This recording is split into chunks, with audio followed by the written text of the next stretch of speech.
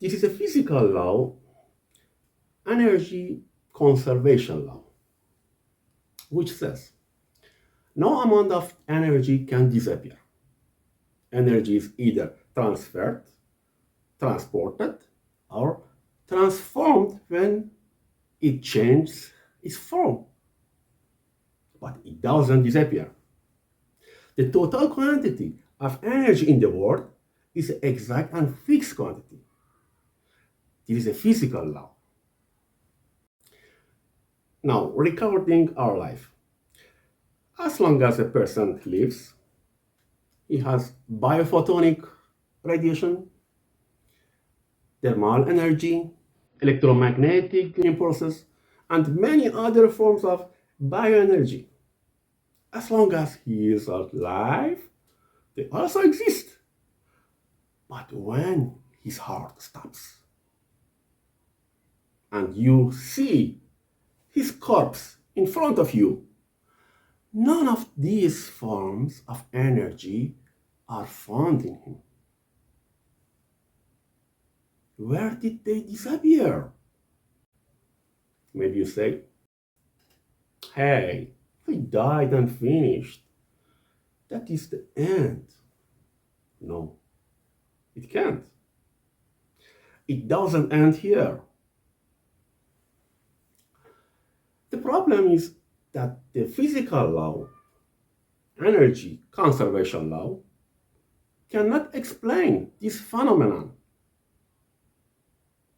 So what do we do if even science cannot answer this question? But the Bible can. And the answer given by our Creator in the Bible has perfect logic.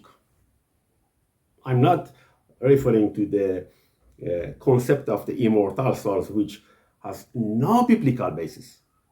Because the Bible says in Ezekiel 18:4 that the soul can die. When the Bible speaks of the soul, it refers to the man himself, the physical man.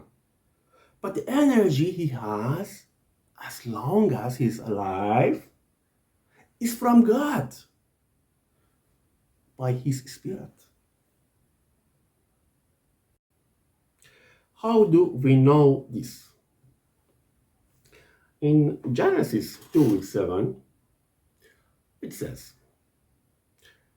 God formed man of the dust of the ground and breathed into his nostrils the breath of life, and man became a living soul.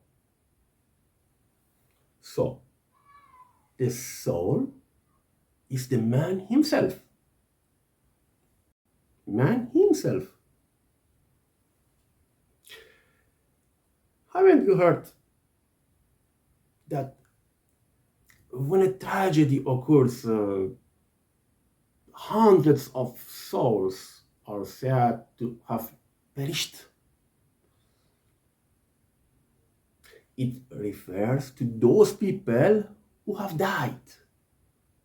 But the energy that man has in him is from God, who at the moment he created him, breathed the breath of life into him, and when we receive this Spirit from God, who also offers us all those forms of energy, when we die, where does the Spirit go?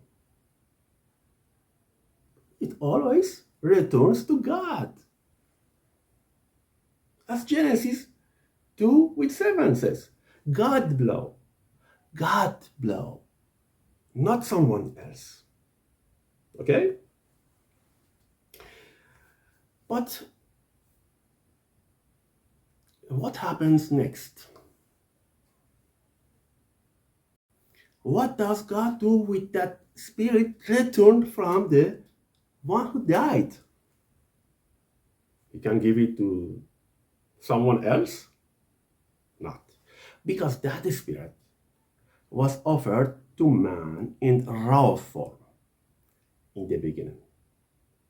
But now it also contains all the memories and learning acquired during life. Exactly as we delete a file from the computer, but that file leaves its mark on the computer. We say cookies. In the same way, the spirit of the man who died contains his imprint with all the memories. What is God doing with that? He can give them back in the future determined by Him. This proves that God has also created a recovery program to bring back to life those whom He wants. It is a great software. What is this program name? Its name is Resurrection.